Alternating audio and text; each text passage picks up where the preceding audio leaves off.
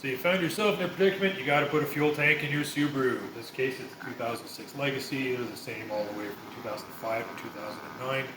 But Subaru being Subarus probably applies to a Forester, an Impreza, WRX, that kind of stuff as well. I looked on the internet, I didn't find anything in terms of tricks or tips to doing this job other than ripping it out with a forklift. I want the car to be drivable afterwards, that's not happening. So here's the suggestions I have. This is not a how-to step-by-step. If you're doing this job, you really probably don't want to be the kind of guy that needs a step-by-step on how to do it. What I will show you is the couple of tricks that I found to make this less of a pain in your. The preferred way to do this job is to pull the entire rear subframe out of it. Some people pull the diff out as well and drop the rear CV axles. Honestly, I hate trying to struggle with stuff like this and fit it back up into place and line it up afterwards, so I kind of thought, why not cheat? So what we're going to do is we're going to undo the four main bolts that carry the majority of the subframe, but we're going to leave the trailing arms still attached to the body, and we're going to support the rear of it, and we're going to swing it down. And by doing that, we've given ourselves enough of a pocket in front of the differential here, hopefully, to pull the tank out, and enough space at the back to get it all in the hoses and lines and fittings and solenoids and various bits and pieces.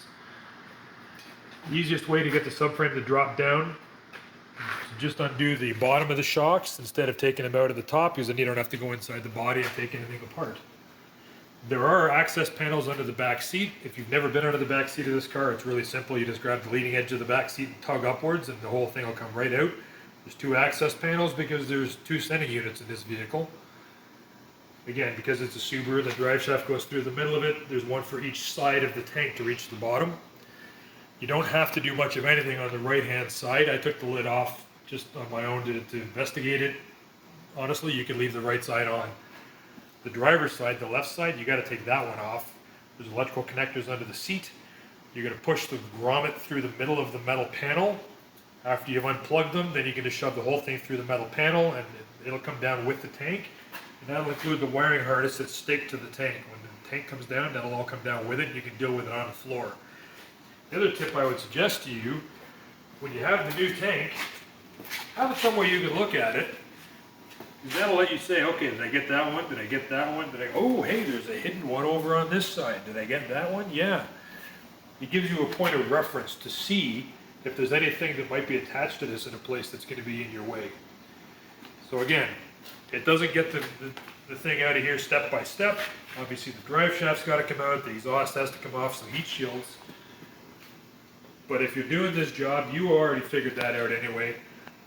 My tip for you is just make your life easier. Don't take the subframe right out of it. This way you're not disturbing the ABS wiring, you're not disturbing brake lines, none of that stuff has to be bothered.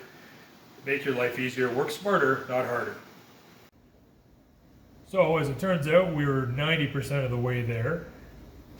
Dropping the subframe completely isn't necessary. However, if you have yourself the pantograph jack out of the back of this thing to help you push the subframe down a little out of the way, it'll definitely make your life easier.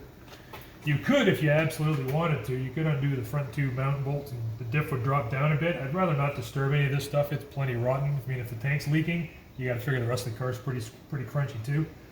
And you'll have a little bit of a struggle getting the lip at the top of the tank past here. You will have to undo both ends of the gas tank straps. You can't just move them out of the way like you can on other vehicles. It had to actually come right out. But other than having to maybe stretch it down a little bit with the pantograph jack, that worked out perfectly. You will also have to try to get this out of the way. Now, my car was so rotten that it broke. I'm going to make a bracket later. I just tucked it out of the way. If it wasn't quite as rotten, there's two bolts that hold this on, because this is going to interfere with the floor on the way out. Other than that, though, the plan worked perfectly. And now it's on the floor, it's easy to work with. As you can see, there was nothing on this side that had to be undone before it came out. Just the wiring harness and one fuel line on this side. There's another fuel line that comes out of the top side of the tank. And that's it.